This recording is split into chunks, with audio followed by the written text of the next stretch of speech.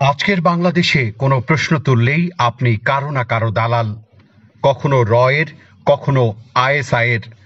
প্রশ্ন একটাই, এই ট্যাগের কৌশল আর কত? সরকারকে যৌক্তিক প্রশ্ন করা মানেই কি কোনো বিদেশি এজেন্সির এজেন্ট হয়ে যাওয়া? আবার সরকারকে সমর্থন করা মানেই কি তোষামোদি করা বা স্বার্থ হাসিল করা? সাধারণ জনগণ হিসাবে কি আমরা সরকারকে বা কোনো প্রতিষ্ঠানকে কোনো রকম প্রশ্ন করতে বা জবাব চাইতে পারবো না?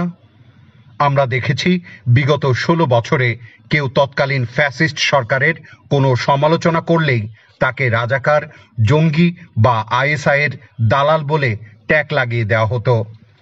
কারণ একটাই, তাকে দমন করা তখন সহজ। কিন্তু আজকের বাংলাদেশে যদি আপনি ভিন্ন কোনো মত দেন, আপনি হয়ে যান ভারতের দালাল বা সরাসরি রয়ের সদস্য। তাহলে সাধারণভাবেই প্রশ্ন আসে, নতুন বাংলাদেশে আর পুরনো ফ্যাসিস্ট শাসন আমলের বাংলাদেশের মধ্যে আদৌ কি তেমন পার্থক্য হয়েছে? আমরা কি বাস্তবিক অক্ষেই ৫ই আগস্ট স্বাধীন হয়েছি? কথা বলার স্বাধীনতা পেয়েছি? কাউকে ভারতের দালাল বলার আগে একবার চিন্তা করে দেখুন, প্রতিবেশী ভারতের সঙ্গে আমাদের সম্পর্ক কতটা স্পর্শকাতর। আমরা চাই একটি শক্ত কূটনৈতিক সম্পর্ক, যা আমাদের স্বার্থ ও সার্বভৌমত্ব রক্ষা করবে। ভারত ১৯৭১-এ আমাদের পাশে ছিল। তাছাড়া ভারত আমাদের বড় বাজার, সবচাইতে বড় প্রতিবেশী। এই বাস্তবতা আমরা মুছে ফেলতে পারবো না। আমরা স্বার্থহীন অতি বন্ধুত্ব কিংবা অযাচিত অতি শত্রুতা কোনোটাই চাই না। আমরা চাই একটি ভারসাম্যপূর্ণ কূটনৈতিক সম্পর্ক। কূটনীতি মানেই তো প্রশ্ন করা, দর কষাকষি করা, সমতা খোঁজা।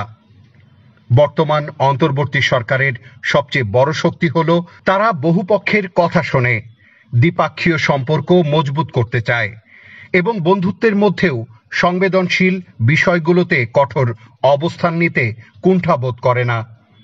এই জায়গাটা আরো মজবুত করতে হলে দরকার বুদ্ধিভিত্তিক আলোচনা, ঠান্ডা মাথার যৌক্তিক সমাধান। কিন্তু যদি প্রতিবার কেউ কিছু বললেই আমরা তাকে ভারতের দালাল বলে চিৎকার করি, তাহলে কণ্ঠরোধের সংস্কৃতি আবার মাথাচাড়া দিয়ে উঠবে। এতে ক্ষতি হবে শুধু ব্যক্তির নয়, ক্ষতি হবে পুরো জাতির রাজনৈতিক পরিপক্কতার। দেশপ্রেম মানেই হেট স্পিচ ছড়ানো নয়। দেশপ্রেম মানে ঠান্ডা মাথায় তথ্য দিয়ে যুক্তির মাধ্যমে রাষ্ট্রের স্বার্থ রক্ষা করা। আমরা কারো দালাল না, আমরা এই দেশের নাগরিক। প্রশ্ন করব, কথা বলবো এবং কূটনীতি করব। তাই আসুন, কে কার দালাল, কে কার এজেন্ট, এই পুরনো কৌশল থেকে আমরা বেরিয়ে আসি। আমরা গড়ে তুলি একটি সচেতন, যুক্তিভিত্তিক এবং দায়িত্বশীল রাজনৈতিক সংস্কৃতি। এটাই হোক নতুন বাংলাদেশের আসল শক্তি।